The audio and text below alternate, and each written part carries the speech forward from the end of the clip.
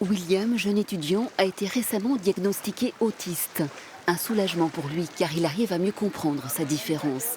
Mais étant hypersensible, sa relation à l'autre peut être compliquée. On a une plus grande propension à être en surcharge, faire des crises d'angoisse, surcharge émotionnelle, sensibilité au toucher, et à se sentir assez comment dire, encerclé, Agressé. agressé, oui. La tendance à l'isolement, qu'il soit désiré ou subi, ne facilite pas l'assimilation des usages sociaux. Virginie a connu une vie de couple, mais aussi plusieurs mésaventures.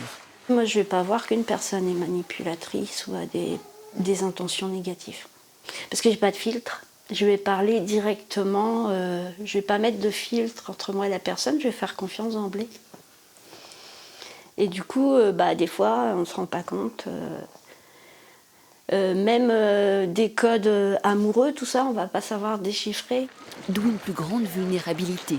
D'après une étude canadienne, près de 80% de femmes et hommes autistes auraient été victimes de violences sexuelles. Apprécier ce qui relève de l'intime n'est pas une évidence. C'est vrai qu'il y a pas mal de viols qui passent sous silence parce que les gens n'osent pas parler. Je sais que dans l'autisme, on a parfois vraiment du mal à comprendre les codes sociaux, tout ça, ou à savoir ce qui est normal, je ne vais pas dire normal, oui, ce qui se fait, ce qui ne se fait pas.